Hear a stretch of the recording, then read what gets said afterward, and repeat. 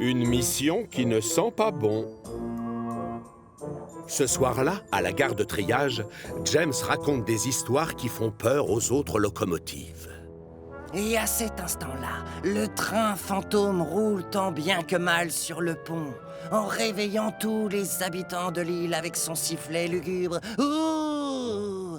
Ouh! La majorité des locomotives ne croient pas aux histoires que raconte James. Percy est le seul à les prendre au sérieux et à avoir peur. D'autant plus qu'il passe ses nuits sur les rails pour livrer les sacs de la poste. Et parfois, la nuit, dans le noir, certaines choses ont l'air plus terrifiantes qu'elles ne le sont en réalité.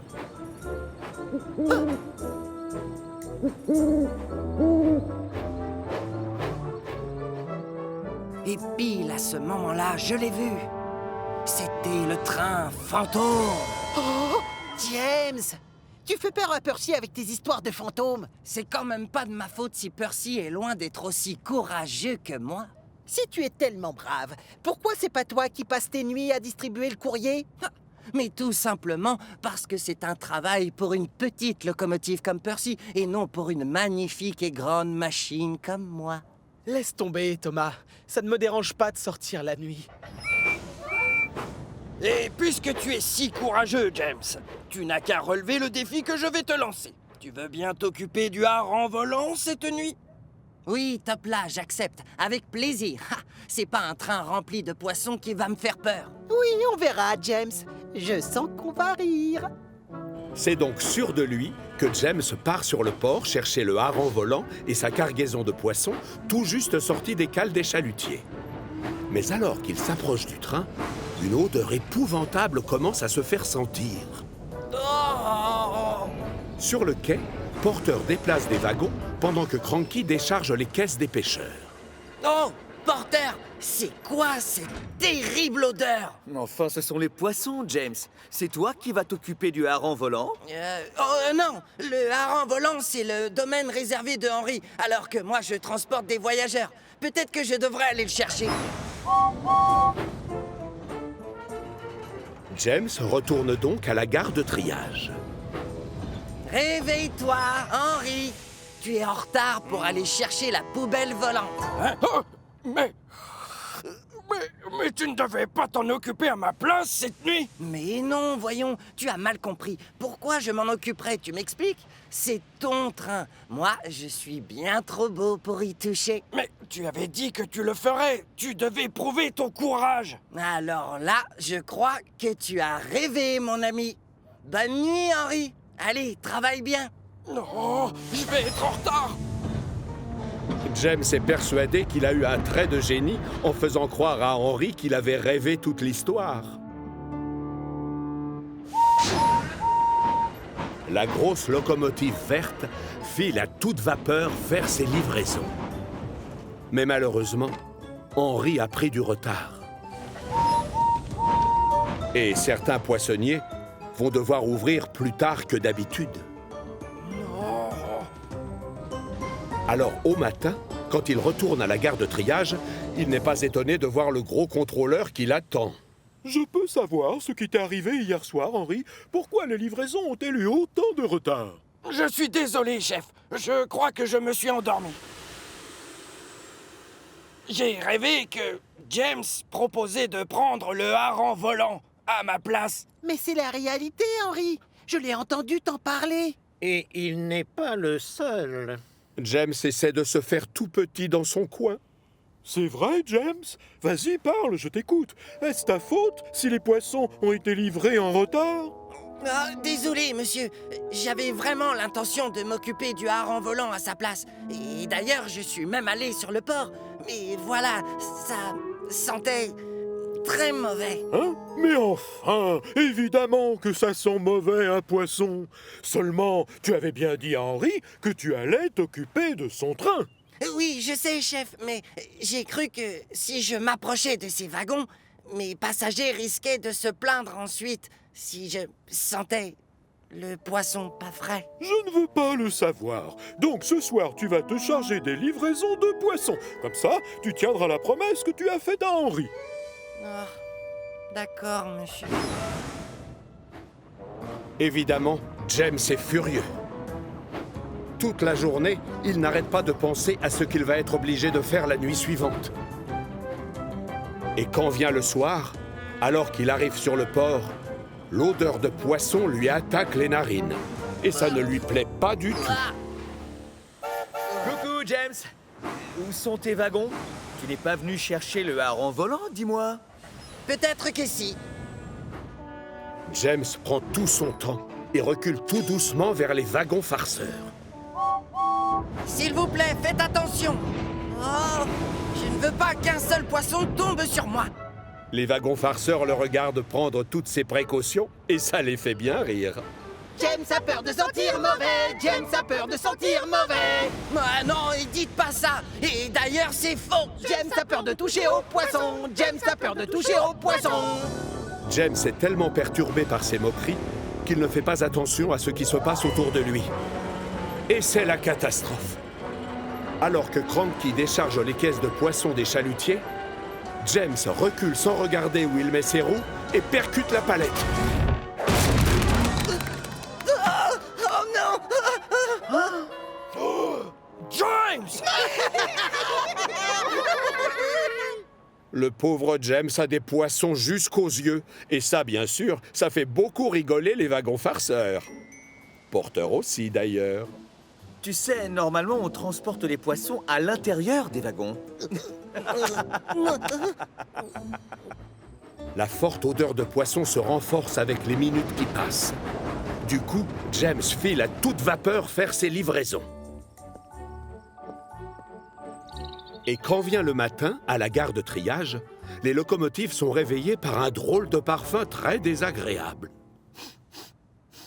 Oh, c'est quoi cette odeur? Ça, c'est une odeur de poisson. Ça vient du box de James. C'est drôlement gentil. Il a rapporté un cadeau pour le gros contrôleur. Moi, n'importe quoi. James remarque seulement maintenant le poisson allongé devant son nez et qui a dû atterrir là après le choc. Oh, c'est ça l'odeur. Burk. Bah, j'ai eu un petit accident hier soir. Pourtant, vu d'ici, ta belle carrosserie rouge a l'air intacte. C'est grâce à l'huile de poisson, ça, James. Reconnais que tu brilles encore plus que d'habitude. Tout le monde se tait. Le gros contrôleur arrive. Beau travail, James. Encore bravo. J'étais très content ce matin quand j'ai su que les caisses avaient été livrées à l'heure aux poissonniers. Et ce, malgré, comment dire, ton accident. Oh, James, d'où vient cette odeur? Tu vas me faire le plaisir d'aller te laver tout de suite, c'est compris? Bien, monsieur. Merci beaucoup. C'est avec le plus grand bonheur que je vous obéis, chef. James a prévenu. Il ne partira pas avant d'avoir été complètement récuré de haut en bas. Et ne comptez pas sur lui pour retourner sur le port. Depuis cette histoire, il fait une allergie aux poissons. Winston en roue libre. Sur Chicalor, s'il y a bien une chose sur laquelle tout le monde est d'accord, c'est que pour des raisons de sécurité, il faut s'assurer régulièrement que les voies sont en excellent état. Malgré tout, il peut arriver que les rails s'abîment. Dans ce cas-là, ça devient plus difficile de rouler dessus. Ah, bon sang de charbon! J'ai rarement été ballotté comme ça depuis que je travaille ici. Oh. Sacré nom d'une banquette. Mes paquets sont en train d'être secoués comme s'ils étaient dans une machine à laver. Au même moment, Thomas est en train d'emmener le gros contrôleur et sa famille faire un tour au château des elfes. Quand tout à coup, les rails lui réservent une très mauvaise surprise. Oh, oh, oh, Thomas, freine, arrête-toi! Voilà, passez-moi, je surchauffe. Oh, misère. Cette portion de voie doit vraiment être réparée le plus vite possible. Redémarre, Thomas, mais roule très lentement.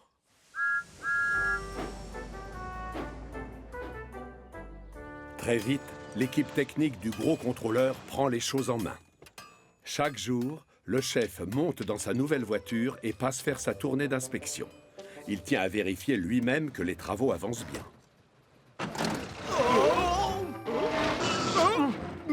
Désolé, Winston. Visiblement, le gros contrôleur n'a pas fait de progrès en conduite. Oh, ce n'est pas grave, monsieur. Il faut se ménager. On a tout notre temps. Au retour, le gros contrôleur éprouve les pires difficultés à passer les vitesses, mais Winston fait preuve d'une grande patience. On n'est pas pressé. Oh, moi... Seulement, quand une locomotive passe à côté d'eux, les moqueries et les remarques méchantes fusent. Tiens, voilà notre ami Bancal, ça va? Freine, avance, avance, freine. Décide-toi une bonne fois, Winston. Le lendemain, le gros contrôleur revient au même endroit avec Winston pour s'assurer que les travaux ont bien avancé. Vérifiez que le frein est bien serré, s'il vous plaît. Ah, oh, exact. C'est amusant que tu en parles. J'allais le faire, justement. La vérité, c'est que le gros contrôleur oublie toujours de serrer le frein à main avant de sortir de la voiture. Alors forcément, Winston est obligé de le lui rappeler à chaque fois. Ça n'a pas l'air d'aller, Winston? Qu'est-ce qui se passe? Oh, c'est juste le gros contrôleur. Ah, il n'est pas très doué pour conduire une voiture. Oui, mais c'est normal. Il faut bien qu'il apprenne. Ce serait bien qu'il le fasse plus rapidement, alors. Ah, de temps en temps, j'en arriverais presque à souhaiter pouvoir rouler sans personne. Arrête de dire des bêtises, Winston. Tu as besoin d'un conducteur. Allez, en route, Winston. Au revoir, Percy. Au revoir, monsieur.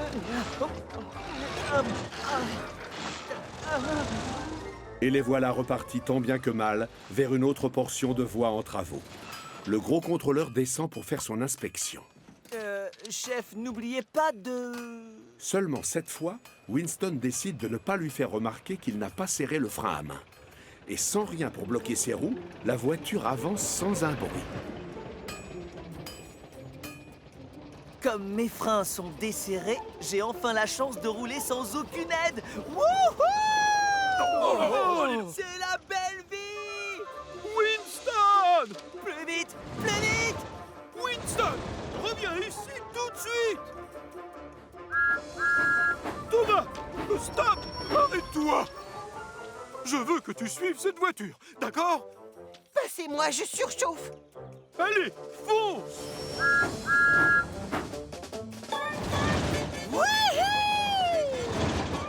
Gordon, regarde! C'est Winston! Et il n'y a personne au volant! Reviens ici tout de suite, Winston! C'est un ordre!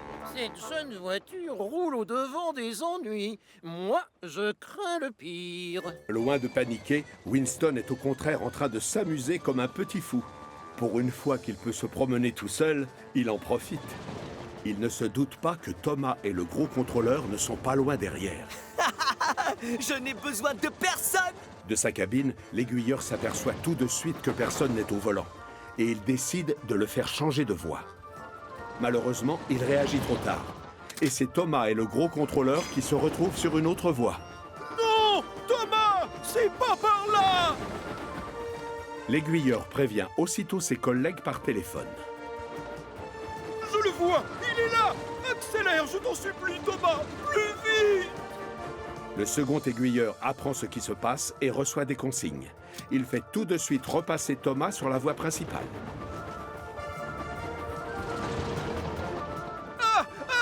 Oui, on le rattrape! Allez, fonce, Thomas! Au même moment, un peu plus loin, Bertie s'arrête devant un passage à niveau. D'où il est, il ne voit pas Winston. Oh non! Les barrières! Bertie, attention!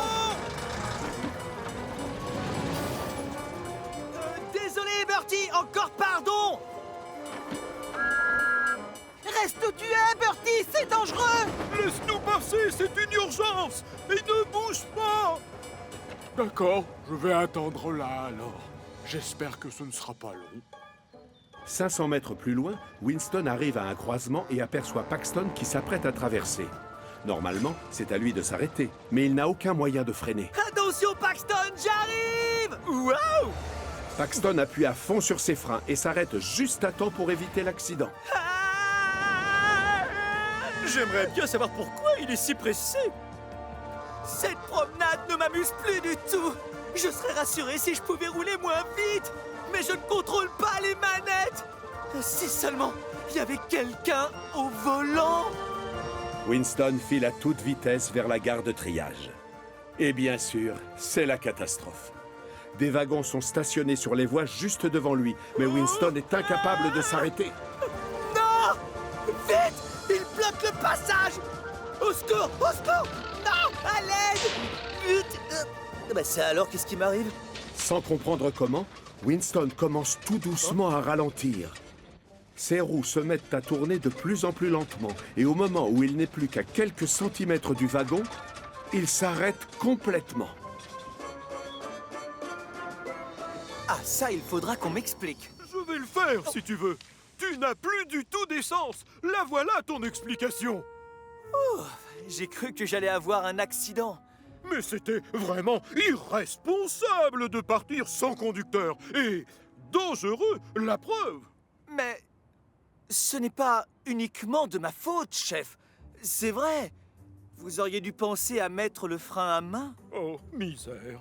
Oh, misère. Ah, oui, je vois. Oui, bien sûr. Tu as tout à fait raison, Winston. J'aurais dû penser à serrer le frein à main.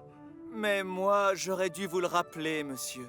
Cette histoire m'a fait comprendre que j'ai vraiment besoin de quelqu'un au volant. Ah, bien, on repart de zéro, d'accord? Mais sans se presser. Il faut se ménager. Le lendemain, toutes les voies ont enfin été réparées, à la grande satisfaction de l'équipe de locomotive du gros contrôleur. Bravo, j'adore. C'est beaucoup mieux. Nos wagons ne vont plus être secoués. On n'aura plus les essieux qui vibrent. Moi, j'en connais un qui gigote toujours. Tout le monde éclate de rire. Seulement cette fois-ci, Winston ne le prend pas mal. La seule chose qui lui importe, c'est de savoir que le gros contrôleur est bien assis derrière le volant. Et tant pis s'il n'a pas le pied léger sur la pédale de frein. Hiro se met en colère. Vous connaissez tous Hiro. C'est l'une des locomotives les plus puissantes de Chicalor. Mais il est surtout connu dans l'île pour sa politesse et sa gentillesse.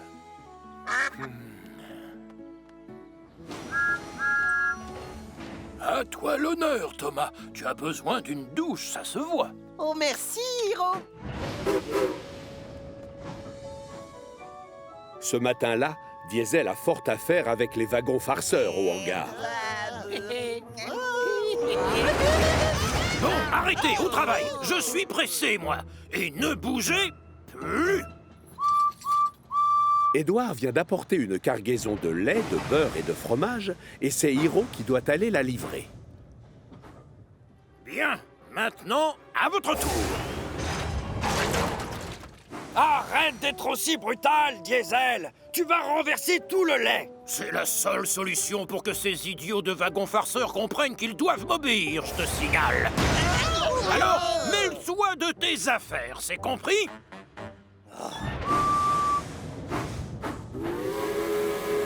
Une locomotive s'en va, mais une autre arrive. Bonjour à toi, Diesel, et bonjour les wagons. Oh, Hiro, arrête de jouer les gentils tout le temps, c'est énervant. Tous ces wagons font exprès de nous embêter, et toi, tu dois leur montrer qui c'est qui commande. Non, Diesel, ces wagons ne m'embêtent pas, moi. Normal, je suis le maître du chemin de fer. Sur ce, Hiro s'attelle au wagon farceur et quitte les lieux. Mais il ne sait pas qu'à cause de Diesel, le lait s'est déjà renversé. Quant au wagon farceur, ils se remettent vite à faire des bêtises. Oh, vous n'arriverez pas à m'empêcher de faire mon travail. Sachez que je suis le maître du chemin de fer. Les wagons farceurs s'efforcent alors de faire sursauter Hiro. Mais celui-ci fait comme si de rien n'était. Il reste stoïque jusqu'à la gare des Quatre Vents où le gros contrôleur l'attend. Ah, enfin! La commande pour la cafétéria. Les hommes du chef déchargent les caisses de pain, de beurre et de fromage. Et n'oubliez pas le lait. Mais quand il ouvre la porte du wagon dans lequel est entreposé le lait, c'est la catastrophe. Oh non! Mon pantalon neuf! Quelle horreur! Toutes mes excuses, monsieur. Je ne sais pas ce qui s'est passé, mais les wagons farceurs sont vraiment très dissipés aujourd'hui. Oui, mais j'espère que tu feras plus attention lors de ta prochaine livraison. Oui, monsieur, c'est promis, monsieur. Quant à moi, je vais passer la matinée à faire nettoyer mon pantalon. Hiro se sent fautif. Il sait qu'à cause de lui, la journée du gros contrôleur est gâchée. Un peu plus tard, il arrive sur le port pour chercher une autre cargaison de beurre et de crème fraîche. Et devinez qui il croise là-bas. Pourquoi tu fais cette tête, Hiro? Oh, si tu savais. Quand je suis arrivé aux 4 vents avec les wagons farceurs ce matin, le pauvre gros contrôleur a ouvert la porte d'un wagon et plein de lait s'est renversé sur le pantalon qu'il venait de s'acheter. Je me sens tellement coupable. Tu vois, je t'avais pourtant dit de te méfier de ces wagons. Faut leur montrer que c'est toi qui commandes. Et moi, je les secouerai un peu. Non, Diesel, je déteste utiliser la manière forte et tu le sais bien. La seule solution, c'est de faire preuve de politesse et de douceur. Hiro s'attelle à nouveau au wagon farceur, sous le regard furieux de Diesel, qui est persuadé d'être le seul à savoir gérer les wagons farceurs. Il changera d'avis un de ces jours. Une idée terrible fuse alors dans son générateur. Sans prévenir la vieille locomotive qui ne se doute de rien à l'avant, Diesel s'installe en queue de convoi à la place du fourgon frein.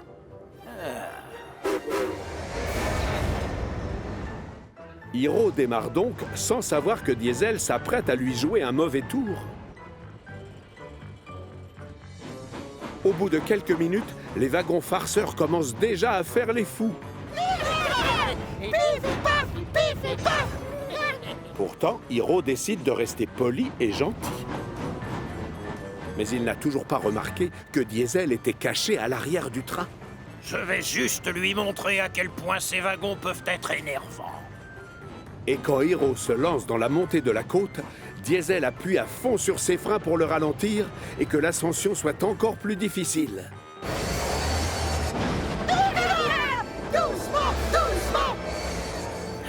Si Hiro est vieux, il reste quand même très costaud. Mais Diesel ne se démonte pas pour autant. Et Hiro doit appuyer comme un forcené sur ses pistons pour arriver au sommet de la colline. Parvenu de l'autre côté, Diesel change de tactique et pousse le train à fond les wagons pour descendre plus vite.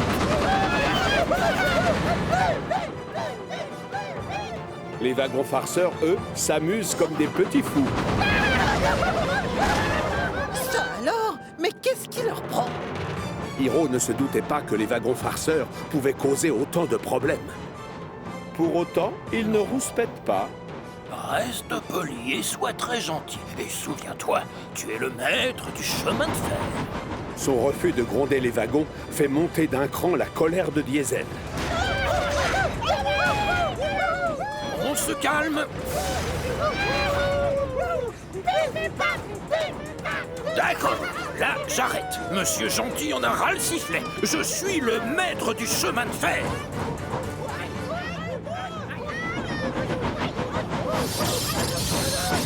Que ça vous serve de leçon!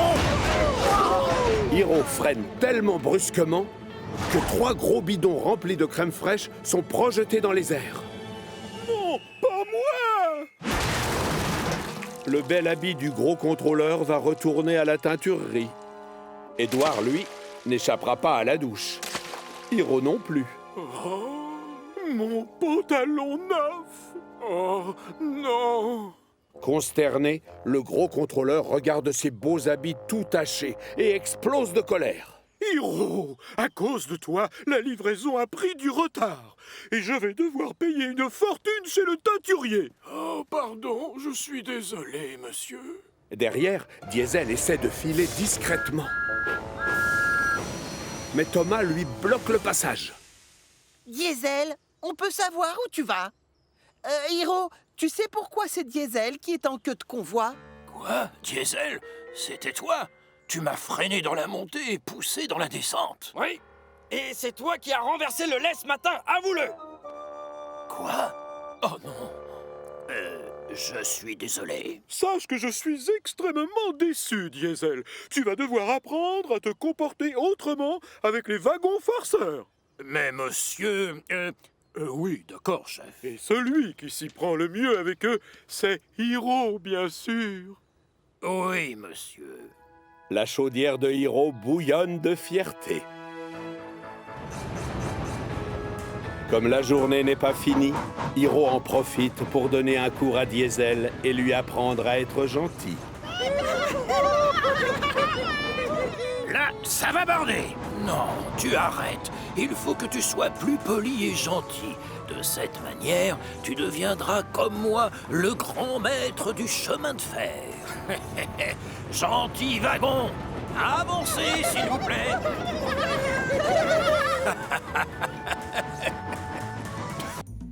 L'Express du goûter des elfes. Parmi toutes les locomotives de Chicalor, Stephen est sûrement l'une des plus anciennes. C'est lui qui livre tout ce qu'il faut pour le château. Et c'est lui aussi qui se charge de faire les visites. Il n'a qu'un seul défaut, il est très lent. Bouge tes wagons, l'escargot! Ce matin-là, alors que Spencer a déposé le duc et la duchesse au château pour une petite visite privée, il voit le comte et ses propriétaires s'approcher de Stephen.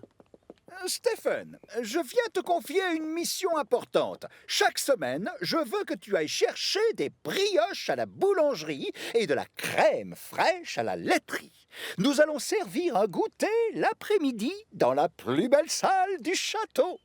Oh oui, monsieur, on l'appellera l'Express du goûter des elfes. Ah, les visiteurs du château vont les attendre longtemps, leurs brioches, si c'est Stéphane qui fait les livraisons. Sache, pauvre ignorant, que dans ma jeunesse, on m'appelait la fusée, parce que j'étais super rapide. Ah, si tu te mesurais un âne et une carriole, je veux bien. La vieille locomotive est très vexée. Toi, je vais te faire taire. Grâce à moi, l'Express du goûter des elfes sera le plus rapide de tout Chicalor. Stephen passe donc à la boulangerie pour prendre les brioches. Puis à la laiterie pour la crème fraîche.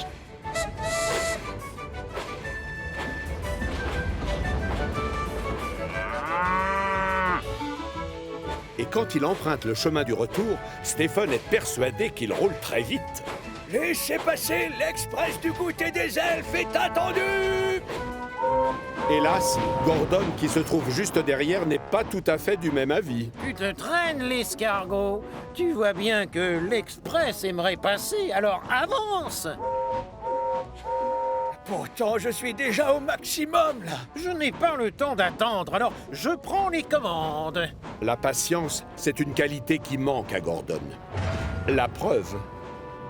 Gordon, qu'est-ce que tu fabriques? Oh, oh, oh, oh. Hey, doucement, je te rappelle que je suis plus tout jeune. Gordon fait celui qui n'a rien entendu et fait rouler Stephen à fond les wagons. Mais quand ils arrivent au croisement avant le château, Gordon ralentit pour que Stephen puisse changer de voie. Maintenant, tu sais ce que c'est qu'un express, collègue. Stephen est encore plus vexé. Quand Spencer voit revenir la vieille locomotive avec beaucoup d'avance, il n'en croit pas ses yeux. Bien joué, Stephen. Tu as fait très vite.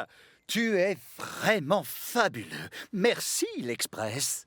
Ah, tu vois, Spencer, moi aussi, je suis un bolide. La fusée est de retour. Royou! Ah!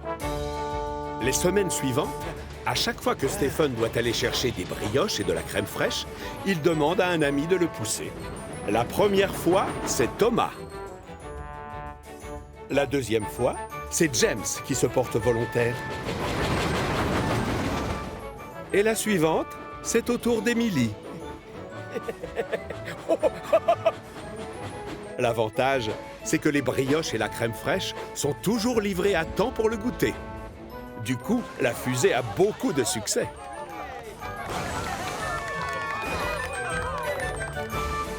Un jour, le comte décide de lui confier une mission importante. Le gros contrôleur et son épouse, Madame Hatt, nous font l'honneur de venir goûter au château tout à l'heure. Mais nous n'avons plus de confiture en cuisine, alors si ça ne te dérange pas, j'aimerais que tu ailles en chercher sur le port à ma place. Oui, bien sûr, je reviens aussi vite que possible.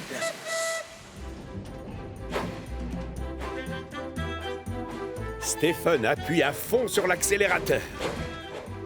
Et sur les quais, il se dépêche de s'atteler au wagon. Les tonneaux remplis de confiture ont déjà été chargés et il y en a pour tous les goûts, fraises, framboises et même abricots. Le souci, c'est que sur le chemin du retour, impossible de trouver une locomotive pour le pousser. Oh non! D'habitude, c'est ici que je croise Gordon. Ces derniers temps, c'est à cet endroit précis que je voyais Thomas. Je fais comment maintenant? Il reste encore beaucoup de chemin à parcourir. Et tout seul, Stephen risque de mettre du temps pour rentrer. Oh non! Il fera nuit quand je rapporterai la confiture au château. Pas sûr. Voilà de la compagnie. Tiens, qu'est-ce que tu fais là? Je croyais qu'on te surnommait la fusée. Le gros contrôleur et Madame Hatt doivent sûrement être déjà au château pour le goûter. C'est alors que Stephen a une idée. Peut-être que si tu me poussais, j'irais beaucoup plus vite. Oh, moi, je suis bien trop occupé pour promener un vieux tas de planches moisies tel que toi. C'est vrai, Stephen n'est plus tout jeune. Mais c'est un avantage, car avec le temps, il est devenu sage et il sait comment provoquer les petits jeunes. Oh, ne t'en fais pas, Spencer. Je ne te crois pas capable de me faire rouler vite de toute façon. Évidemment, Spencer est piqué au vif.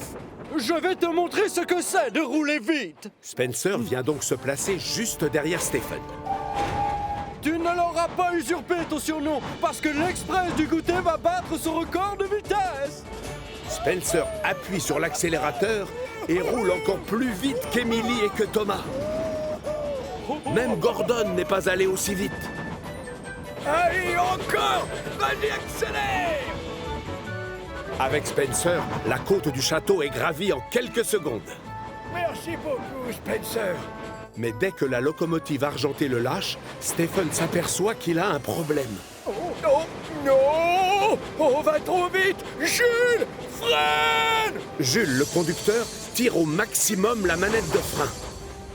Mais trop tard. Stephen va s'écraser contre le butoir.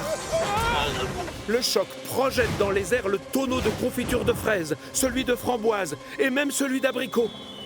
Et devinez où ils vont atterrir?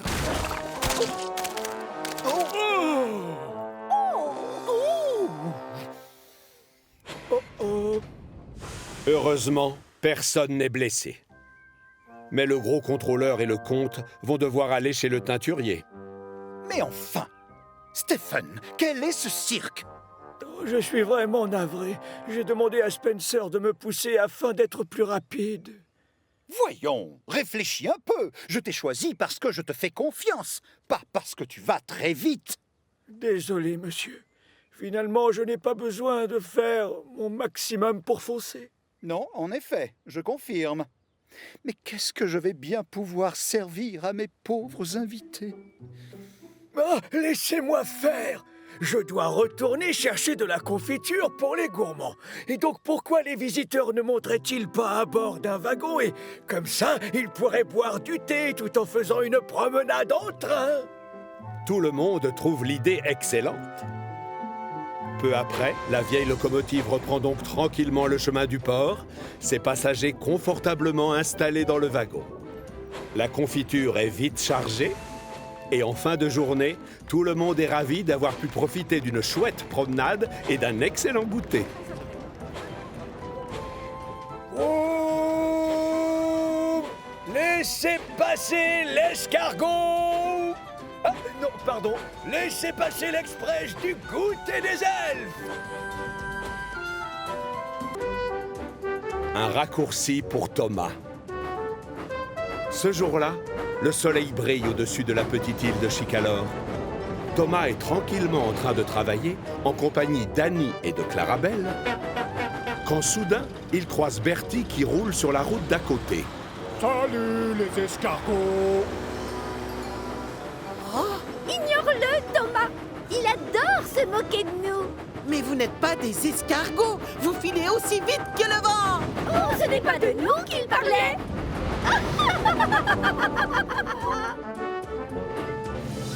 Hé, regardez, j'ai 2 minutes d'avance.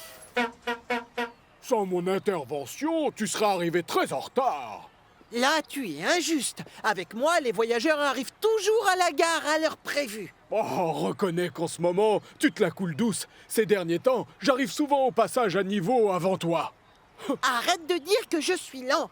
On fait la course, je parie que je vais gagner.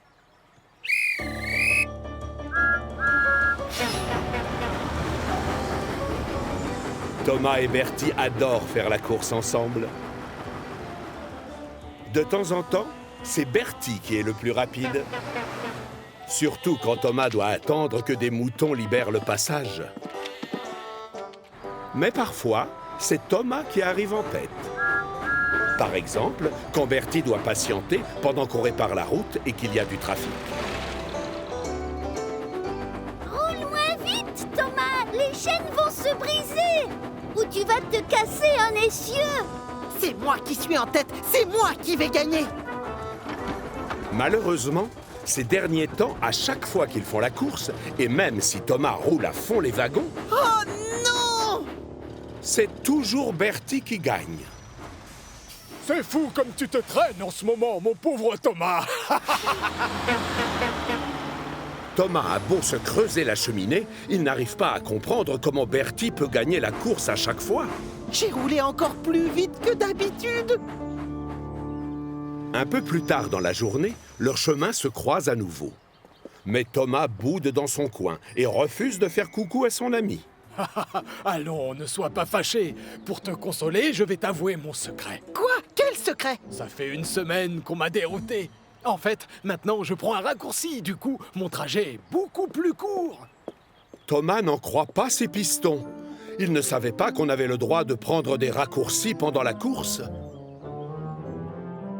Cette nuit-là, Thomas est tellement en colère qu'il n'arrive pas à dormir. C'est un tricheur. J'aime faire la course avec lui, mais si on le déroute, ça change tout. Ça veut dire quoi, être dérouté, au fait? Ça signifie que tu ne prends pas le même chemin que celui que tu avais l'habitude de prendre. Et en quoi ça te dérange, ça, Thomas? Bertie prend un raccourci maintenant. Alors forcément, il arrive avant. Tout à coup, une idée géniale fuse dans la cheminée de Percy. Dis donc, et pourquoi tu prendrais pas un raccourci, toi aussi? Tu diras que tu as été dérouté, tout comme Bertie. Thomas réfléchit et se dit que c'est une excellente idée. Mais ces wagons ne sont pas du tout du même avis. Il n'y a pas de raccourci sur la ligne principale, tu le sais. Si tu prends un autre chemin, tu risques d'oublier une gare ou de mettre en retard tes voyageurs. Tant pis, Thomas est déterminé. Si Bertie a le droit de se dérouter, moi aussi. Un peu plus tard, Thomas arrive à la gare des Fleurs, pile au même moment que Bertie. Certains passagers descendent du train et d'autres montent encore plus nombreux. Mais dès que les portes des wagons se referment, Thomas redémarre à toute vapeur. Au revoir, Bertie. À très bientôt, Thomas. Cette fois-ci, pas question de perdre la course. Si Bertie a le droit de se dérouter, moi aussi. Thomas s'approche d'un croisement où les rails partent vers la gauche. Peut-être que c'est un raccourci. Non, pas de chance. C'est juste une voie de garage pour les locomotives qui veulent se reposer. Et le revoilà sur la ligne principale. Quelques mètres plus loin, Thomas tombe sur une autre voie qui s'écarte sur la gauche. Peut-être que c'est un raccourci. À notre avis, non. À notre avis, non. Cette fois-ci, Thomas découvre une vieille gare abandonnée. Oh, flûte! C'est tout sauf un raccourci, dommage. On t'avait prévenu! On t'avait prévenu! Les passagers commencent à se plaindre. Mais Thomas refuse toujours de s'avouer vaincu. Il finit par trouver une portion de voie assez ancienne qui conduit vers la forêt. C'est forcément un raccourci, ça. On te dit qu'il n'y en a pas, Thomas! Pendant ce temps-là, Bertie attend Thomas au passage à niveau. D'habitude, il met moins de temps, c'est étrange. À l'intérieur, les passagers se mettent à rouspéter. Du coup, Bertie est obligé de redémarrer. Thomas, lui, avance tant bien que mal à travers la végétation. Derrière, Annie et Clarabelle font la tête. Thomas, s'il te plaît!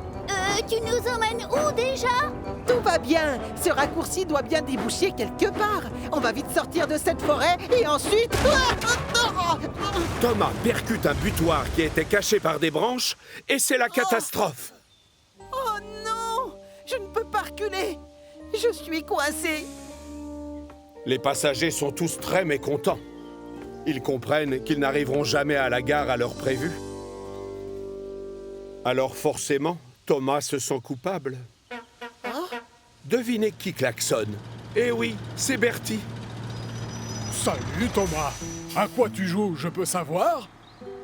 Oh, j'ai simplement essayé de trouver un raccourci, mais j'ai juste réussi à dérailler. À cause de moi, mes passagers vont être en retard. Oh, misère. Mais si ça peut te rendre service, je veux bien m'occuper d'eux.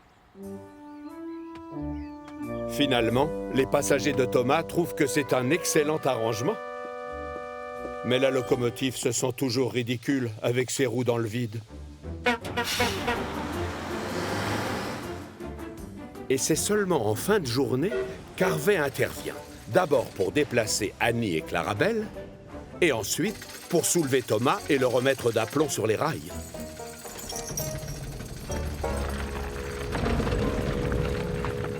Bien évidemment, le gros contrôleur est très en colère. Tes passagers n'aiment pas arriver en retard et tu le sais très bien. Et à cause de toi, j'ai dû bouleverser tout mon planning. C'est regrettable et j'en suis désolée. En fait, je voulais trouver un raccourci. Mais promis, je ne quitterai plus la ligne principale dorénavant. Quelques jours plus tard, Thomas est de retour aux Quatre Vents. Comme il doit transporter des voyageurs, il vient chercher Annie et Clarabelle. Thomas! Oh, ravi de te voir! Tu nous as manqué! C'est très gentil, merci mesdemoiselles. Et vous aussi, vous me manquiez. Thomas a promis au gros contrôleur de ne plus jamais prendre de raccourcis. Et on peut lui faire confiance pour tenir sa promesse. Que le meilleur gagne, l'escargot!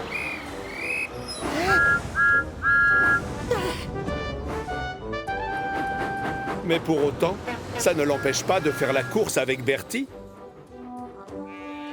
Et parfois...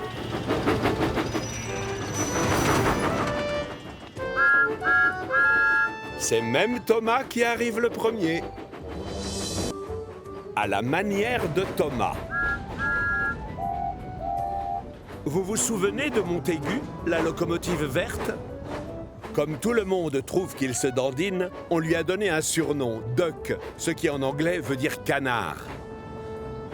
Avant d'arriver sur Chicalor, Duck travaillait sur le continent pour les chemins de fer du Grand Ouest. Dans le travail, ce n'est pas le genre à plaisanter. Et il fait toujours les choses à la mode du Grand Ouest.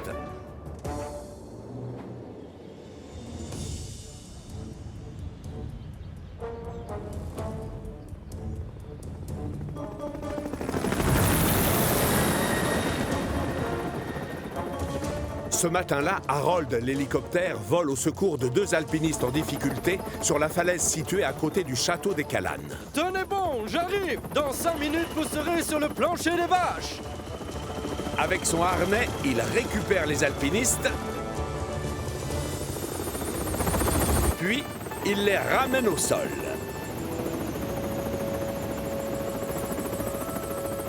Mais au moment de redécoller...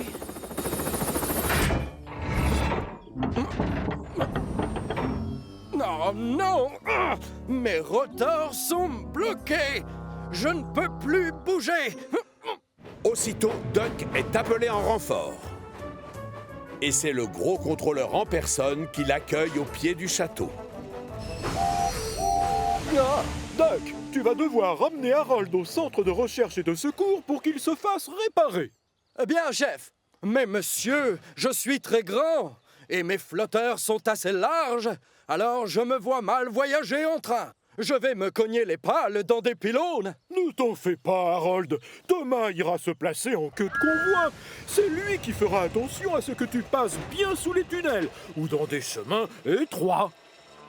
Allons, ne crains rien, Harold. On va vite te ramener chez toi. Mais je sais, Duck. C'est juste que je me déplace dans les airs, moi, d'habitude. On voit les choses différemment là-haut. En chemin, alors qu'ils avancent tranquillement, une idée fuse dans la cheminée de Thomas. Duck, j'ai trouvé un bon moyen pour mettre à l'aise Harold. On n'a qu'à lui montrer tous les plus beaux sites de Chicalor, mais vu du sol cette fois. Ça, ce serait génial! Duck est moins enthousiaste. Je ne connais que deux façons de faire les choses, Thomas.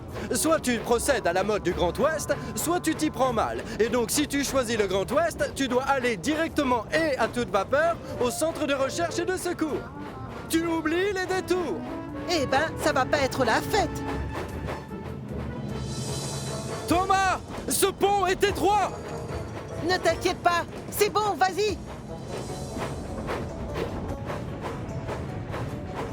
Pourquoi on ne prendrait pas la voie qui longe le zoo? C'est à côté, tu pourrais voir tous les animaux. Et de très près. Oh, ce serait sympa. Désolé, Harold, mais le zoo ne fait pas partie de notre itinéraire. Ah, j'ai trouvé. On n'a qu'à montrer le pont suspendu de Chicalor à Harold. Qu'est-ce que vous en pensez? Oui, d'accord. Moi, je crois qu'on va bien s'amuser. Mais ce n'est pas sur notre itinéraire. On nous a chargé de t'emmener directement et à toute vapeur au centre de recherche et de secours de Chicalor. Je procède à la mode du Grand Ouest, moi. Duck est habitué à travailler d'une certaine manière et rien ne le fera dévier de sa route. Et ça énerve Thomas. Harold, j'aimerais te faire visiter la gare des 4 vents. Mais ça m'étonnerait que Duck soit d'accord. Oh! Mais Thomas n'est jamais à court d'idées. Ah! Duck, j'ai oublié de te dire un truc. Il faut absolument que l'on passe par les 4 vents. C'est là-bas que nous attend l'ingénieur qui va réparer Harold. Oh, d'accord, Thomas. Puisque le chef veut que l'on s'arrête aux 4 vents, nous devons nous y rendre directement et à toute vapeur. Aussitôt dit, aussitôt fait. Duck se déroute sans se douter qu'on lui a menti.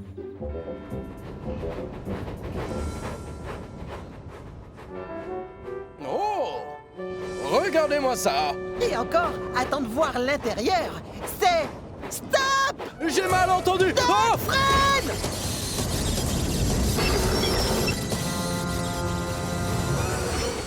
Pardon, mais tu es trop grand pour pouvoir rentrer dans la gare. Quoi? L'Express passe avant tout!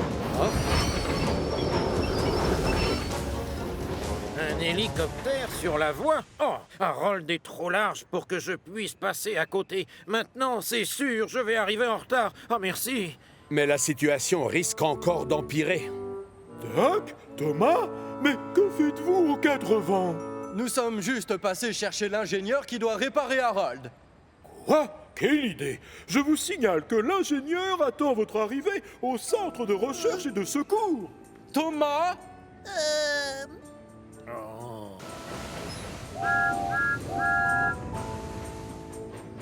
Après cette histoire, Duck est fâché contre Thomas. Tu t'es bien moqué de moi, je te remercie. Mais à partir de maintenant, on va faire les choses à la mode du Grand Ouest. Et tant pis si ça te déplaît. Nous allons donc nous rendre... Directement et à toute vapeur au centre de recherche et de secours, je sais. J'aurais bien aimé te faire visiter d'autres endroits. Ce n'est que partie remise. Allons, souris! C'est alors que Thomas aperçoit un tunnel à quelques mètres devant eux. Il réalise tout de suite qu'avec ses pales, Harold ne passera jamais. Duck, arrête! On doit utiliser une autre voie! Tu m'as déjà menti une fois, je ne tomberai pas dans le piège! Mais Duck! Le tunnel! Duck! Stop! Non! Les pales de l'hélicoptère empêchent le convoi d'avancer. Les deux locomotives savent qu'elles doivent prévenir les secours pour débloquer Harold. Des ingénieurs accourent aussitôt pour libérer l'hélicoptère. Bien sûr, le gros contrôleur débarque aussi pour évaluer les dégâts. Et il a l'air furieux. Oh! L'état de Harold s'est encore aggravé. C'est malin. À cause de vous, les trains vont tous avoir énormément de retard. 2 bêtises dans une seule journée. Alors, j'espère que vous avez retenu la leçon maintenant. Oui, monsieur. Oui, c'est le cas, chef. Ça, je l'espère, parce que vous allez tous les deux emmener Harold au centre de recherche et de secours sur le champ. Il faut peu de temps aux ingénieurs pour libérer le pauvre hélicoptère. Ensuite, Thomas et Doc le font sortir du tunnel. Excuse-moi de ne pas t'avoir obéi tout à l'heure, Thomas. S'il y a un fautif, c'est moi. Mais non, c'est aussi de ma faute. Rien ne serait arrivé si je t'avais écouté. Bon, allez, on va emmener Harold au centre sans faire un seul détour. Mais j'aimerais que tu m'expliques comment on va aller sur la côte sans traverser un tunnel. C'est impossible. Ne t'en fais pas, je connais un chemin. Cette fois, on procède à ma manière. Et c'est comment, à la mode de Thomas? Laisse-moi passer devant et je te fais une démonstration. Les deux locomotives échangent donc leur place. Doc vérifie bien qu'il y a assez de place sur les côtés pour faire passer Harold. Thomas, lui, est responsable du nouvel itinéraire et pour l'instant, ce chemin est idéal. Bon, d'accord, il est un peu plus long, mais au moins, il n'y a pas de tunnel. Finalement, le convoi réussit à atteindre le centre sans encombre. Et l'ingénieur se met tout de suite au travail. Au revoir, Thomas. Au revoir, Doc. Et merci pour tout. De rien, Harold. J'ai compris une chose, Thomas. En réalité, il y a 3 façons de procéder quand on veut faire quelque chose. Et lesquelles? La première, à la mode du Grand Ouest, puis le mauvais choix, et enfin, il y a à la manière de Thomas. Bien évidemment, à la mode du Grand Ouest, c'est souvent la meilleure.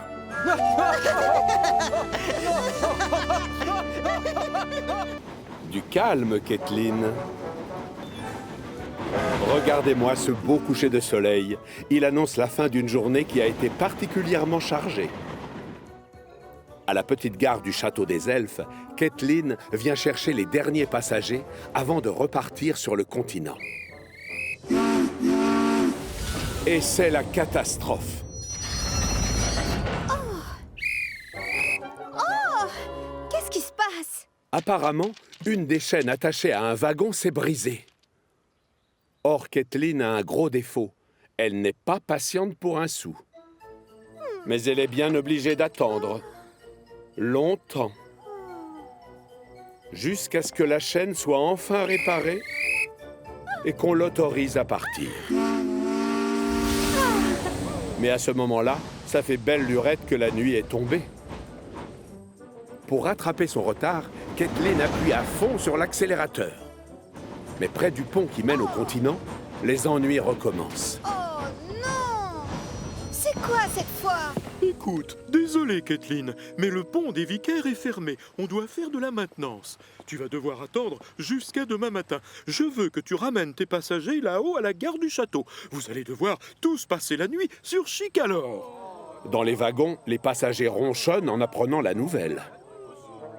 Mais bizarrement, Kathleen, elle, est ravie d'avoir une occasion de passer un peu plus de temps sur l'île. Chef, c'est la première fois que je passe la nuit sur Chicalor. Je peux dormir à la gare de triage? Oui, enfin, ça devrait pouvoir se faire s'il reste de la place. Calme-toi, Kathleen. Je ne sais pas ce que les gens du continent ont l'habitude de faire à cette heure de la nuit, mais sache que sur l'île de Chicalor, nous, en tout cas, on dort. Pardon, monsieur. Bien, tu vas emmener tes passagers à la gare des Coquillages lentement et sans faire de bruit. Apprends à faire attention aux autres. Kathleen fait de gros efforts pour rester calme pendant que ses passagers descendent des wagons. Mais quand le chef de gare lui donne le signal de départ, elle est bien trop excitée pour se rappeler ce que le gros contrôleur lui a dit un peu plus tôt. Elle ne se souvient plus qu'il faut penser à tous ceux qui veulent dormir et ne pas faire de bruit. À la gare de triage, les locomotives sont en train de faire refroidir leur chaudière et de mettre leurs pistons au repos, quand soudain...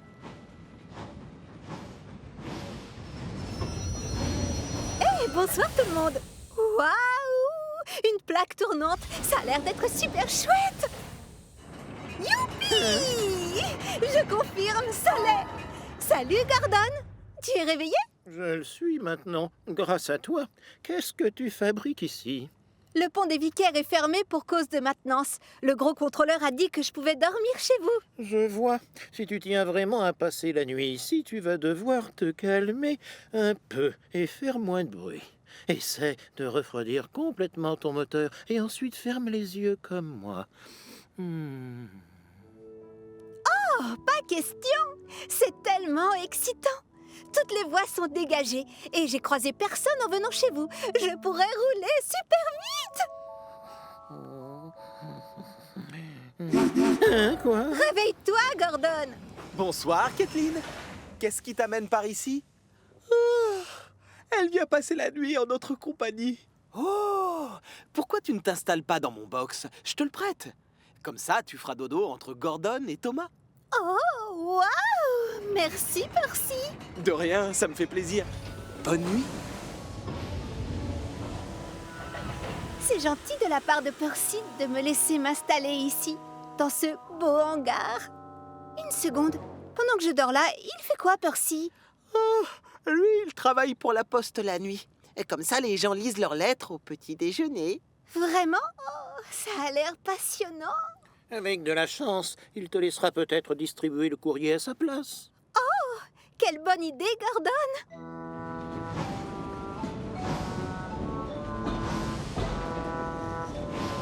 Hé, Percy, je peux m'occuper du courrier ce soir? S'il te plaît, dis oui. Percy n'est pas très chaud pour confier son précieux train à Kathleen, mais comme ça fera plaisir à ses amis qui veulent dormir, il accepte. Oh, prends-le, je te le prête. Chouette! Mais attention, à cette heure, les habitants de Chicalor sont tous endormis. Il faut que tu penses à eux et que tu fasses la tournée en silence. Aucun problème. Aucun problème, merci. Kathleen traverse ensuite l'île à fond les wagons avec le train de la poste, mais elle est tellement excitée qu'elle a totalement oublié les consignes de Percy.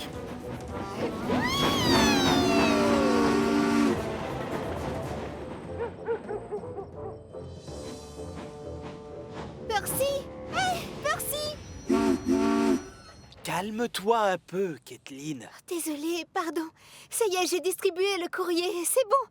C'était tellement génial! Tu ne peux pas t'arrêter de hurler parce que je craque. S'il te reste encore quelques litres d'essence, pourquoi tu ne t'occuperais pas du hareng volant? Les pêcheurs doivent livrer leurs poissons frais au marché. Oh, ça c'est une super idée, Henri. Mais attention, ici les gens dorment la nuit. Alors pense à eux en roulant. Reste calme et ne fais pas... trop de bruit surtout. Peine perdue. Kathleen est toujours très excitée. C'est la première fois qu'elle fait une nuit blanche. Pas question de ralentir pour aller livrer les poissons au marché. D'ailleurs, Kathleen a déjà oublié ce qu'Henri lui a dit un peu plus tôt. Et quand elle arrive sur la côte et assiste au lever du soleil, elle a du mal à contenir sa joie. C'est le matin! Bonjour à tous! Mais quand Kathleen est de retour à la gare de triage, la fatigue commence à se faire sentir. Tiens, bonjour, Kathleen. Oh, bonjour Thomas et bonjour à tous les autres. Kathleen est enfin prête à se reposer quand soudain le gros contrôleur arrive. Et ça risque de barder. Percy, mais enfin, qu'est-ce qui t'a pris cette nuit? Tu as roulé aussi vite qu'une fusée et tu as joué avec ton sifflet. Et toi, Henri, je ne te félicite pas. Tu as fait peur aux animaux du zoo. Par votre faute, personne n'a réussi à fermer l'œil de toute la nuit. Mais monsieur, c'est pas moi qui suis allé livrer les poissons des pêcheurs. Et moi, je n'ai pas touché au sac de courrier. Mais alors, dites-moi, qui est-ce? En fait, c'est moi, chef. Toi, Kathleen? Mais je t'avais demandé de ne pas faire de bruit et aussi de faire attention aux autres. Oui, je sais. Mais j'ai oublié tellement j'étais excitée à l'idée de passer la nuit ici, sur Chicalor. J'avais juste envie de me rendre utile et d'aider les autres. Je suis désolée. Ah, je vois. Eh bien, tu apprendras que tu n'es pas la seule à avoir passé une nuit blanche. Le pont-levis a été réparé et tu as des passagers qui t'attendent. Alors, si tu tiens toujours à me prouver que tu es efficace... Ah, merci beaucoup, chef. Et c'est donc tranquillement et en faisant le moins de bruit possible que Kathleen va chercher ses passagers. Le problème, c'est qu'elle est tellement fatiguée après avoir fait la course toute la nuit qu'elle s'endort en plein milieu du pont des Vicaires. Hé, réveille-toi, Kathleen! Quoi? Oui? Oh, je suis là. Oui, j'avance. Kathleen se demande alors si elle n'aurait pas mieux fait la veille d'aller se coucher en même temps que les autres. La journée va être très longue. La grande peur de Salty. Salty adore travailler tout près de la mer. Mais au début, quand il est arrivé sur Chicalor, le gros contrôleur l'avait envoyé à la carrière de Farcar. Et la seule chose que Salty avait sous les yeux toute la journée, c'était de la pierre. De la pierre à droite, de la pierre à gauche, de la pierre partout. Le diesel détestait ça. Salut, Salty! Oh, moi je suis un diesel pour les dockers, Mavis. Et j'ai besoin de vivre près de la mer. Du coup, quand le gros contrôleur est venu lui annoncer qu'il allait le muter sur le port de Brendam, Salty a décrété que c'était la plus belle journée de sa vie. Le port, c'est mon petit paradis, matelot. Le port, c'est mon petit paradis. Ce jour-là, le moteur de Salty crachote encore plus que d'habitude. Dis, tu fais de drôles de bruit ce matin, Salty. Tu es sûr que ça va? Quoi? Pareil à naviguer. T'inquiète pas, Cranky. C'est rien. Peut-être qu'une huître bouge ma vieille cheminée.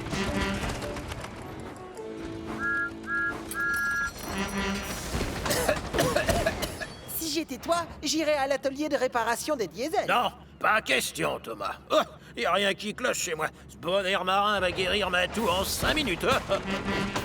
Oh, Thomas a raison. Tu devrais aller voir un mécanicien.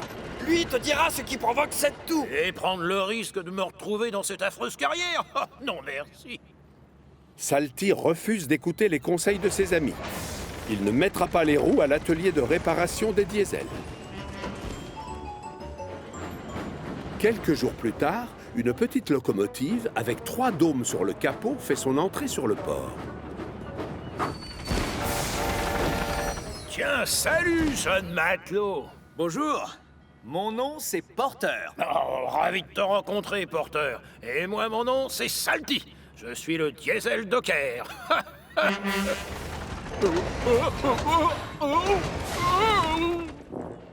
C'est ton moteur? Est-ce que ça va? Pareil à naviguer. Et le tien, il marche bien? Au fait, c'est quoi tous ces dômes? T'as encore plus de bosse qu'un chameau. Oh, celui du milieu, c'est pour la vapeur. Et les 2 autres, ce sont mes sablières. Pourquoi on t'a installé tes sablières au-dessus de ta chaudière?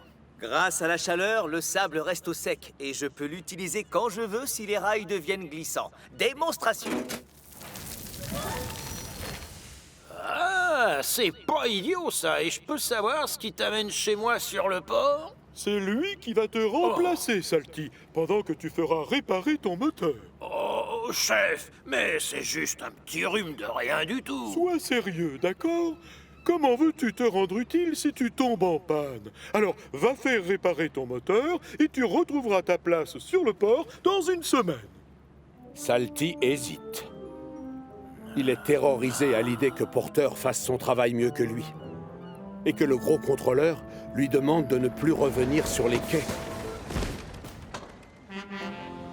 Quand il arrive à l'atelier de réparation des diesels, il est accueilli par Ben et Dart. Oh, mais comment ça va, les amis? Oh, faites vite, d'accord? Je dois retourner sur le port à fond les manettes. Non, une révision, ça ne se prend pas à la légère. Ce qu'il veut dire, c'est que Les révisions de moteur, ça doit se faire dans les règles. Ah non, vous ne comprenez pas, les amis.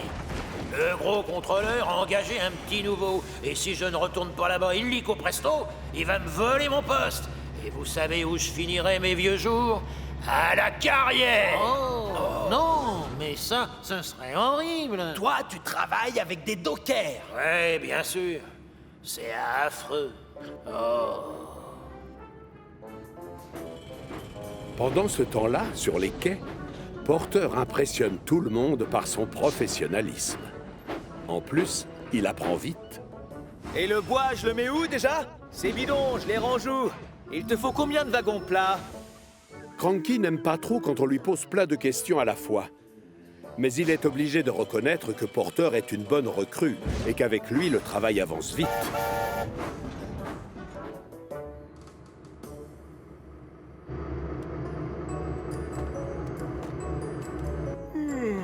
Ça y est, tu es réparé, Salty. Ce qui veut dire, c'est que ton moteur est comme neuf. Alors salut, je lève l'ancre. Il est l'heure de hisser la grand voile.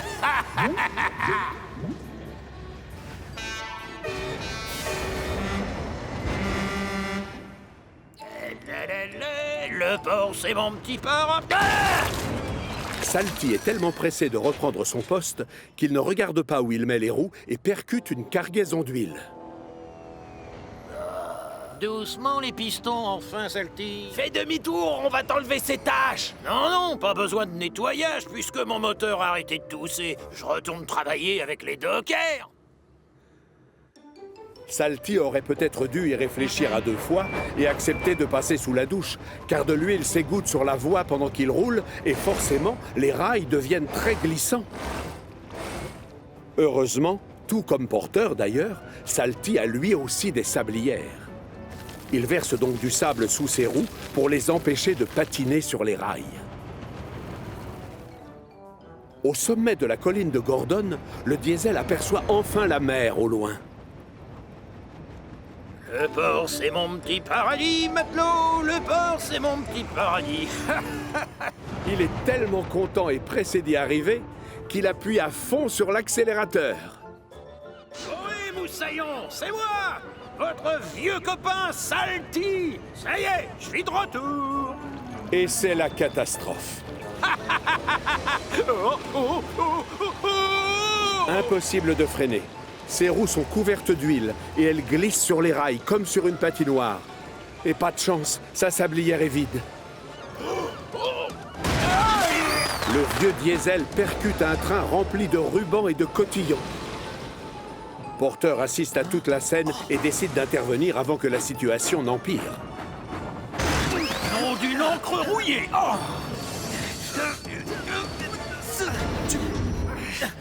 Ouah. Tu es mignon comme ça, dis donc. Oh, sans toi, je me serais pas arrêté, matelot. Oh, je me suis vraiment conduit comme un imbécile et je sais bien ce que le gros contrôleur va m'annoncer. Bravo! À cause de toi, les livraisons vont prendre du retard. Et je veux que tu ailles maintenant à... Oui, capitaine, je sais où je vais. Comme punition, vous allez me muter à la carrière, très loin de mon océan adoré. Non, gros bêta, je n'ai pas l'intention de te muter. Oui, c'est vrai, tu as fait beaucoup de bêtises aujourd'hui. Mais tu restes une locomotive très utile et efficace. Alors c'est Porter que vous allez envoyer ailleurs, c'est ça? Ce n'est pas mon genre de jouer avec les postes de chacun. Toi et Porter, vous êtes faits pour travailler ensemble. Seulement, j'aimerais juste que tu ailles prendre une douche. Oh! Oui, chef, à vos ordres, capitaine. Et donc, pendant que Salty fait sa toilette, Porter en profite pour verser du sable sur les rails glissants afin d'éviter d'autres accidents. On n'est jamais trop prudent. Plus le temps passe, et plus Salty apprécie le petit nouveau. Mais ce qui compte le plus, c'est qu'il va pouvoir rester à l'endroit qu'il préfère le plus au monde. Devinez lequel est-ce? Le port, bien sûr. Le port, c'est mon petit paradis, matelot. Le port, c'est mon petit paradis. Une blague pas drôle. Charlie est un sacré rigolo, et à chaque fois qu'il croise quelqu'un, il ne peut pas s'empêcher de lui raconter une blague. Hé, Salty, pourquoi les pirates ont très mal au foie? Je sais pas, moi. Pourquoi les pirates sont fragiles du foie? Dis-moi. Ils ont les pires rates, en fait. Bravo, elle est bien bonne, celle-là. Sur l'île, tout le monde n'est pas fan des blagues de Charlie, mais parfois elles sont tellement drôles qu'on ne peut pas s'empêcher de rigoler.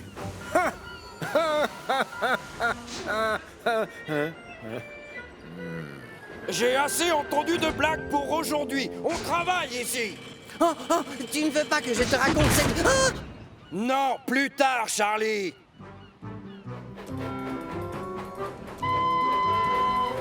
Hé, Thomas, qu'est-ce qui est rose et gris et qui a 4 pattes? J'en ai aucune idée.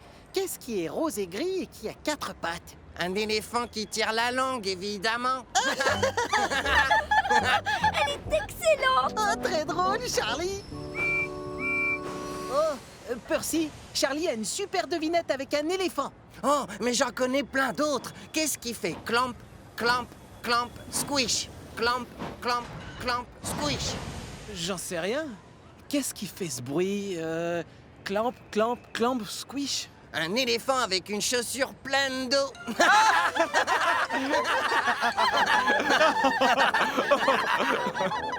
Mais les éléphants ne portent pas de chaussures. Bien sûr, mais c'est bien dommage.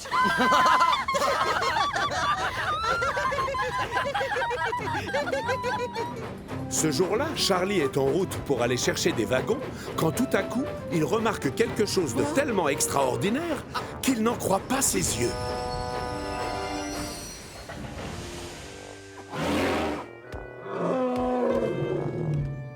Il était loin de s'imaginer qu'il y avait des éléphants sur Chicalor. Pourtant, il y en a au moins, puisqu'il est devant ses yeux. Cet éléphant court un grand danger. Il faut vite que je réagisse. Il décide alors de siffler de toutes ses forces pour faire reculer l'animal. Mais celui-ci ne bouge pas d'un centimètre. Je vais aller chercher de l'aide.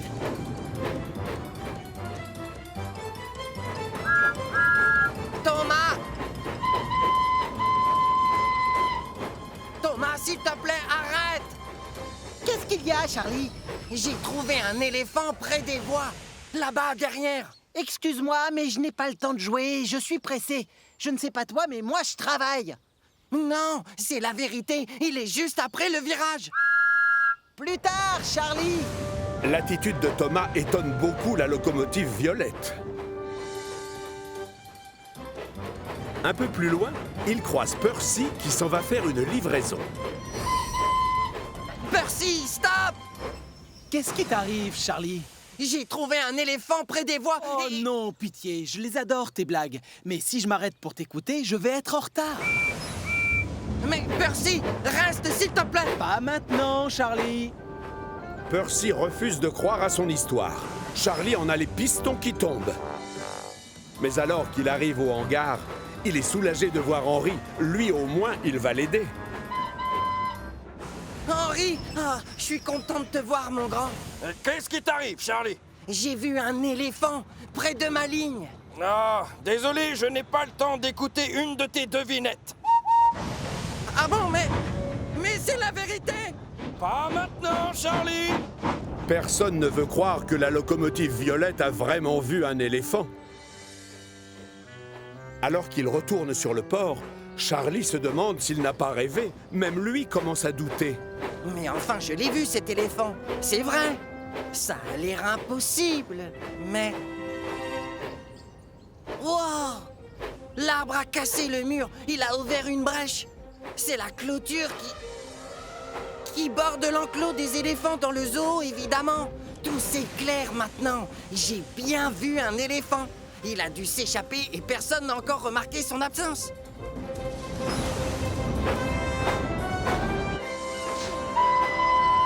Écoutez-moi, les amis. Il y a un éléphant dans la nature. Un éléphant? Où ça? Non, pas de panique, Cranky. Je le connais bien, c'est encore une de ses blagues. Charlie commence à en avoir ras la cheminée de ne pas être pris au sérieux. Il part donc chercher de l'aide ailleurs. Reviens, Charlie. Tu nous fais la tête?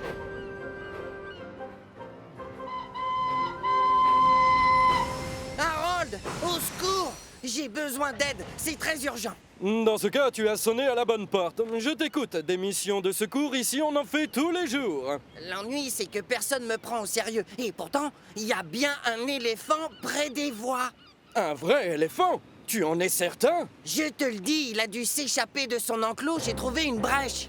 Tu as raison, Charlie. C'est bien une urgence et il faut intervenir.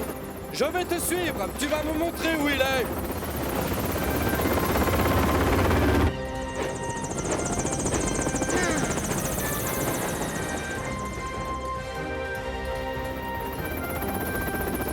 Harold a tout de suite envoyé un message radio au zoo pour les prévenir.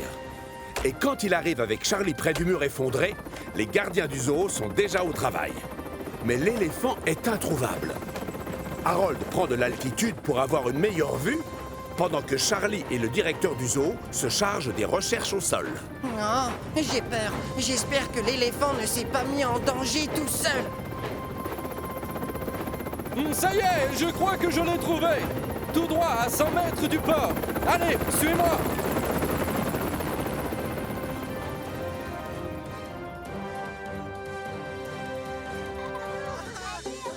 Vous connaissez beaucoup d'enfants, vous, qui ont la chance de voir un éléphant de près? Eh bien, sur Chicalor, ce genre de miracle se produit souvent. Voilà la cavalerie qui arrive. Charlie a pensé à prendre un wagon spécial pour le transport des gros animaux. L'éléphant doit retourner au zoo dans son enclos. Il y sera bien plus en sécurité. Le soigneur le guide gentiment pour le faire monter dans le wagon. C'est bon, Charlie. Il est dedans.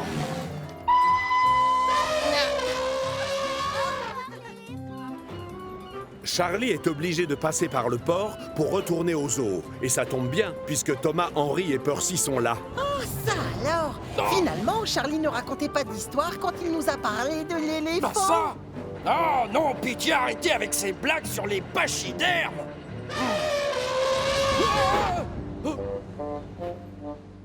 Les gens du zoo sont soulagés de voir revenir l'éléphant en bonne santé. Ils étaient tellement inquiets. Bien joué, Charlie. Félicitations, c'est toi qui l'as retrouvé. Tu t'es montré utile et très efficace aujourd'hui. C'est sûr, Charlie a retenu la leçon.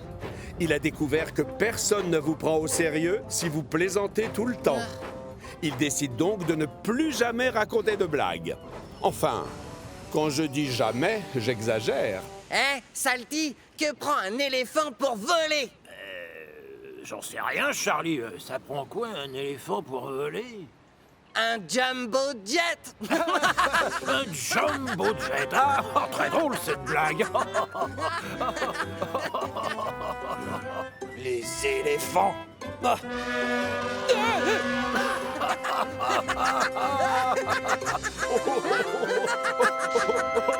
Paxton se trompe.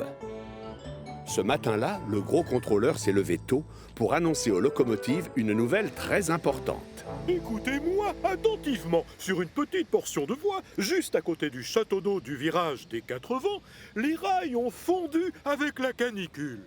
Alors, si jamais vous devez passer par là, je vous conseille de ralentir et de faire très attention où vous mettez les roues. Toutes les locomotives écoutent sagement leur chef. Enfin, non, pas toutes. N'est-ce pas, Paxton? Fais un effort et concentre-toi. Mais ce n'est pas de ma faute. Regarde, il y a un canard qui se promène.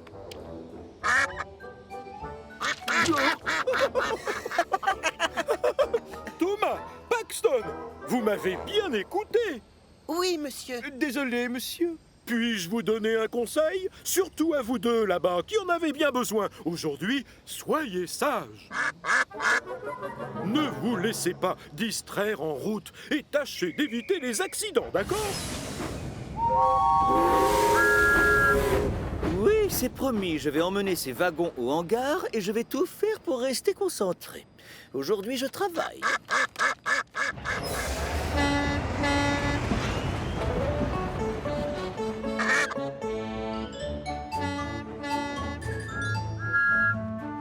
doucement, je ne suis plus très loin de la portion de voie dont nous a parlé le gros contrôleur tout à l'heure. Je ferais mieux de ralentir. Alors que Paxton roule sur les rails déformés par la chaleur, son radiateur se met à faire des bonds et ses bougies des étincelles qui le chatouillent.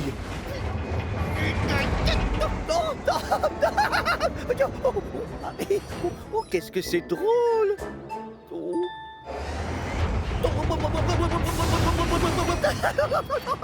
Oh, c'est génial! Paxton a totalement oublié les consignes du gros contrôleur. Il n'a plus qu'une seule chose en tête, c'est s'amuser. Non. Oh, toi, je te connais, tu as fait une bêtise. Écoute le bruit que je fais quand je roule sur les rails déformés, c'est marrant.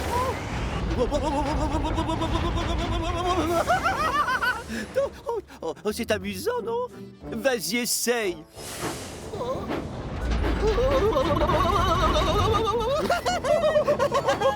c'est vrai, c'est génial. Allez, encore. Seulement cette fois, accélère et passe en marche arrière. C'est encore plus chouette. Oui, bonne idée. Thomas avance de quelques mètres pour pouvoir prendre de l'élan et rouler encore plus vite.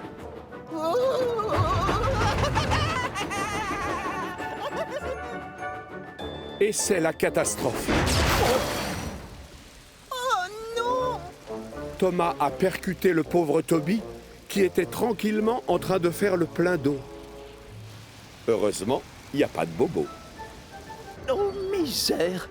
Oula. Paxton décide lâchement de ne pas s'attarder et redémarre. Il a trop peur de se faire disputer. J'avais promis au gros contrôleur de ne pas faire de bêtises, mais j'ai fait tout le contraire. Et résultat, il s'est produit un accident à cause de moi, comme le chef l'avait prédit. Plus tard, près des hangars, Paxton est en train de s'atteler à plusieurs wagons quand Toby fait son entrée. Bonjour, Toby. Quoi de neuf? Tu ne devineras jamais ce qui m'est arrivé. Thomas m'est rentré dedans alors que je faisais le plein d'eau. Il a été trempé. Du coup, je crains que notre pauvre ami n'ait perdu sa vigueur. Quoi? Sa vigueur? Oh non, ça a l'air d'être très grave. Paxton se sent terriblement coupable. Oh, Thomas, je te demande pardon. Je t'ai fait faire des bêtises et tu n'as plus de vigueur. Mais... Ne t'en fais pas, je vais vite la retrouver. Attends-moi là, je reviens dès que j'ai mis la roue dessus. Mais... Paxton! Mais enfin, de quoi est-ce que tu parles? Une vigueur, une vigueur. Oh, je ne sais même pas à quoi ressemble cette chose-là. Ah ah! Ça doit être ça! Paxton ne sait pas ce que le mot vigueur veut dire. Il confond vigueur avec vapeur. Mais ce nuage-là n'est pas sorti de la cheminée de Thomas, mais de celle de Gordon. Et apparemment, celui-ci est pressé. Le pauvre Paxton se sent idiot. Non, ce n'était pas la vigueur de Thomas. Peut-être que c'est ça là-bas. Je vois quelque chose sur la colline. Paxton fonce à toute vapeur vers le château des elfes. Il gravit la côte aussi vite que ses essieux le permettent. Mais il a beau monter le plus haut possible, le nuage qu'il croit être ce qu'il cherche reste toujours très loin dans le ciel.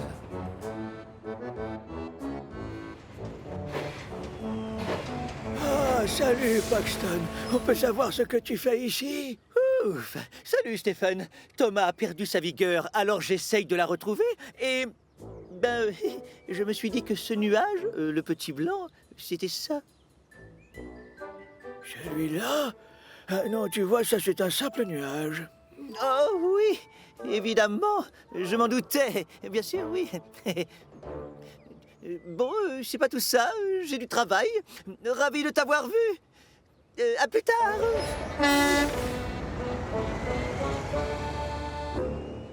Paxton se sent de plus en plus bête. Un nuage, n'importe quoi. Tout honteux, il s'éloigne du château si rapidement que son moteur menace d'exploser. Qu'est-ce que j'y connais en locomotive à vapeur? Je suis un diesel, moi. Tout à coup, une idée géniale fuse dans son générateur. Victor, lui, il sait comment on répare une locomotive. Il a forcément une solution. Paxton se précipite à l'atelier de réparation. Bonjour mon ami. En quoi puis-je t'aider aujourd'hui? Dis-moi, on ne répare pas les locomotives diesel ici d'habitude. Oui, je sais bien, Victor. J'aimerais juste savoir si tu as une vigueur dans ton stock. Quoi? Une vigueur? Oui, c'est pour Thomas. On a fait les fous sur des rails déformés tout à l'heure et il a percuté Toby sans le faire exprès et perdu sa vigueur. Toi qui répares les locomotives à vapeur, tu t'y connais forcément en vigueur. En entendant Paxton, Toby rit tellement fort qu'il a peur que son pare-choc se décroche et tombe par terre. Le diesel, lui, a du mal à comprendre ce qu'il y a de si amusant. Le pauvre Thomas a perdu sa vigueur, Toby. Ça n'a rien de drôle. Oui, excuse-moi, Paxton. Vigueur, ça veut dire énergie. Quand Thomas m'est rentré dedans près du château d'eau ce matin, il a inondé toute sa chaudière. Rien de plus. Hélas, une locomotive à vapeur ne peut plus rouler si son feu est éteint. Ah, d'accord. Maintenant je comprends pourquoi Thomas a perdu toute sa vigueur. Une fois encore, Paxton se sent ridicule, jusqu'à ce qu'il réalise quelque chose. Donc, si j'ai bien compris, tout ce que Thomas doit faire, c'est attendre que sa chaudière sèche. Et ensuite, il retrouvera sa vigueur.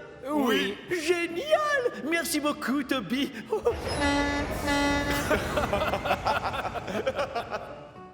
Paxton file à toute vapeur au château d'eau pour parler à Thomas. Thomas, tu vas mieux à ce que je vois. Oui, beaucoup mieux, merci. Regarde, j'ai retrouvé toute ma vigueur. Arrête de te moquer de moi. La seule chose que tu as eu à faire, c'est attendre que ta chaudière sèche. Oui, je rigole. C'était juste une plaisanterie. Oh, je me sens tellement bête, tu sais. J'aurais au moins appris un truc aujourd'hui. Oh, laisse-moi deviner. Que vigueur voulait dire énergie? Oui, mais j'ai aussi compris que quand le gros contrôleur nous demande de ne pas faire de bêtises, on ne doit vraiment pas faire de bêtises. Oh.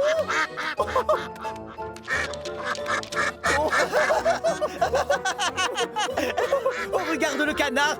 Il joue au chat et à la souris. Flynn déprime. Ce jour-là, Thomas est chargé de faire le tour de Chicalor en compagnie du gros contrôleur et d'une équipe d'inspecteurs des chemins de fer. Parfait. C'est bon. Tout est en ordre. Alors maintenant, nous allons au centre de recherche et de secours. D'accord, Thomas? Bien, chef. C'est parti, on y va! Au centre de recherche et de secours, Belle et Flynn attendent de passer l'inspection avec impatience. Regarde! J'arrive à atteindre ce grand arbre sans problème. Et alors? Moi aussi, je le touche. Et aussi celui qui est derrière, par-dessus le marché. Je vous présente nos deux véhicules de pompiers, Belle et Flynn. Ah, je vois. Les canons à eau de Belle sont directement reliés à sa citerne. C'est très pratique, ainsi que vous venez de le voir il y a 2 minutes. Belle? Désolé, monsieur. Bien. Très impressionnant. Flynn, d'un autre côté, a un réservoir spécial pour approvisionner ses lances à incendie et ses canons. Et, cerise sur le gâteau, il peut à la fois rouler sur des rails et sur la route. Exact. Tenez, voilà comment je procède pour faire l'échange. C'est super facile. Bonne idée. C'est plutôt utile. Néanmoins, j'ai une petite question à vous poser. Vous avez vraiment besoin de 2 véhicules de pompiers? Un seul suffirait, non? Si nous vivions sur une île minuscule, j'imagine que oui. Seulement, moi, je trouve que nous sommes plus en sécurité avec 2. Oui, je vois. Bien pensé. Au travail! La cloche sonne, on a un incendie! Vite, il y a le feu dans une remise près du puits sec. Il faut y aller. Belle met tout de suite le cap sur la gare du Puits Sec. Elle sait qu'il n'y a pas 1 minute à perdre. Mais comme c'est plus rapide d'y aller par la route, Flynn change de roue et quitte la voie ferrée. Super pompier Flynn, à la rescousse! J'avance encore plus vite que le vent! Flynn aperçoit au loin une épaisse fumée noire. Il n'est plus très loin quand tout à coup... Oh non! C'est pas le moment d'avoir un pneu crevé! Pauvre Flynn, ce n'est pas son jour de chance, on dirait. Il est coincé en plein milieu de la route et il ne peut que regarder Belle arriver sur le lieu de l'incendie. En quelques minutes, elle éteint le feu sans l'aide de personne, sous les regards très impressionnés des 3 inspecteurs. Belle est une excellente recrue pour les pompiers. Je confirme, elle est douée. Bien joué, Belle. Bravo, là tu nous as épatés. On se sent beaucoup plus en sécurité en sachant que tu es là. Arrêtez les compliments, Belle est toute rouge. Vous êtes trop gentil, merci. Flynn, lui, est terriblement déçu. Oh, normalement, c'est moi qui aide les autres et aujourd'hui, c'est moi qu'on doit venir secourir. Je suis désolé, Butch. Allons, n'en fais pas toute une histoire, Flynn. Tu te rachèteras la prochaine fois. Oui, tu as raison, évidemment. Et puis après tout, c'est pas grave un pneu crevé. Je suis toujours Flynn le flamboyant. Quelques jours plus tard, la sonnette d'alarme retentit à nouveau. Oh! Harold a remarqué un début d'incendie alors qu'il survolait la forêt pelée. Belle est prévenue? Non, elle n'est pas là. Il n'y a que toi. Je m'en occupe. Super pompier Flynn, à la rescousse!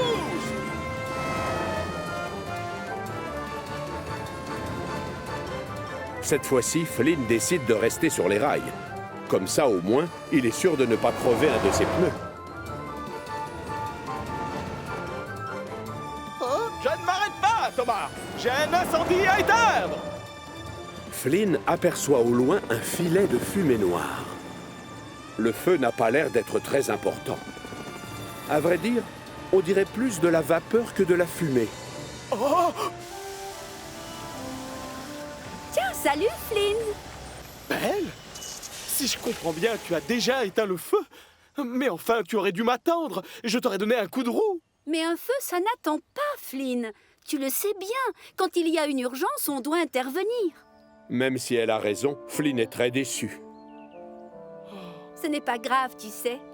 C'était un tout petit feu de rien du tout. Non, la vérité, c'est que tu t'es très bien passé de mon aide. Je t'ai vu, tu t'es débrouillé comme un chef. Peut-être que l'inspecteur a raison, tu sais. Oh, peut-être que le gros contrôleur n'a pas besoin de 2 véhicules de pompiers sur sa ligne. Quelques jours plus tard, Thomas vient exprès voir Flynn pour lui annoncer une grande nouvelle. Voilà, il va y avoir un grand spectacle de feux d'artifice ce soir, là-haut au château des elfes. Et donc le chef a demandé que ce soit toi qui sois de garde au cas où il y aurait un incendie. Tu devrais demander à Belle. Belle est la championne des feux.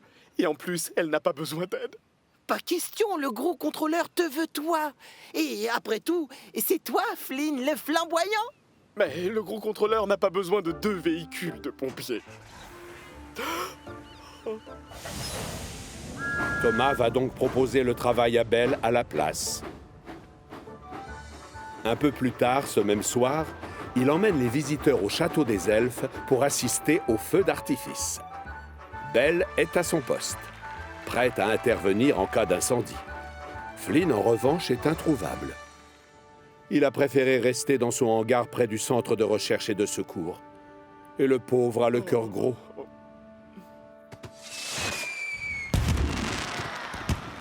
Thomas est aux premières loges pour admirer les premières fusées qui transpercent le ciel. Le spectacle est grandiose. Vite, passez-moi, je surchauffe. Tu plaisantes, c'est plutôt les fusées qui font des étincelles. Tu savais qu'il y avait de la poudre dedans? Belle est la seule à ne pas avoir les yeux rivés au ciel, au cas où quelqu'un ne s'écrie. Au feu! Vite, au feu! Dépêche-toi! Tu dois foncer sur les lieux. Je te dis qu'il y a le feu! Vous pouvez vous passer de moi. Belle va s'en occuper. En plus, elle est déjà sur place au château des elfes. Oui, mais ce n'est pas au château qu'il y a un incendie. C'est sur le port de Brendam. Belle ne peut pas y aller. Elle est obligée de rester au château. Tu en es sûr? Remue-toi, Flynn. On a besoin de toi. Toi seul peux éteindre le feu avant qu'il ne détruise les hangars. Bon, d'accord. C'est bon, j'y vais. Super pompier Flynn, à la rescousse! le feu s'est déclaré à l'intérieur d'une remise et des hommes essaient désespérément de l'éteindre. Mais avec des seaux, ils n'ont aucune chance, alors que Flynn, lui, a tout le matériel qu'il faut. Flynn le flamboyant, à votre service! Des lances à incendie, des canons à eau et en prime, une citerne renfermant des centaines de litres d'eau. Sans oublier des roues qui lui permettent de rouler sur des rails ou sur du goudron. Grâce à Flynn, l'incendie est rapidement éteint.